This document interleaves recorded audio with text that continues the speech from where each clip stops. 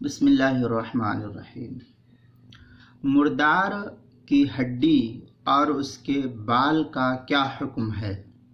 جواب: مردار جانور کی ہڈی، پٹھا، سینگ، بال، کھر وغیرہ جس میں زندگی کے آثار بالکل نہ ہو یہ پاک ہے، لیکن اس میں شرط یہ ہے کہ ان چیزوں پر، ہڈی، پٹھا، سینگ، کھر، بال وغیرہ پر چربی یا اور کسی چیز کی چکناہٹ موجود نہ ہو۔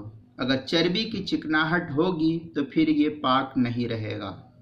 اس لیے اگر ان چیزوں سے بالکل صاف ستھرا ہو تو ان چیزوں کی ہڈیاں اور بال وغیرہ پاک ہے۔ حلبی کبیری کے اندر ہے وعصب المیتہ وعظمہا، اس کے تحت قرنہا، ریشہا، قرنہا، ریشہا، شعرہا، صوفہا، اس کے تحت جو ہے عبارت نقل کی ہے حلبی کبیری کی 154 صفحے پر، تفصیل وہاں پر موجود ہے۔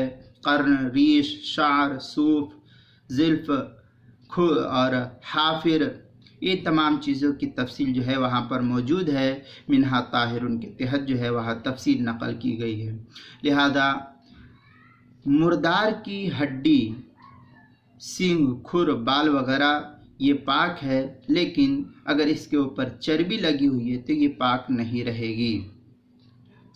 اس مسئلے کو اردو کتاب میں بھی کتاب المسائل کی پہلی جلد میں 112 صفحے پر نقل کیا ہے، وہاں بھی دیکھ سکتے ہیں۔ اصل تفصیل تو حلبی کبیری میں موجود ہے۔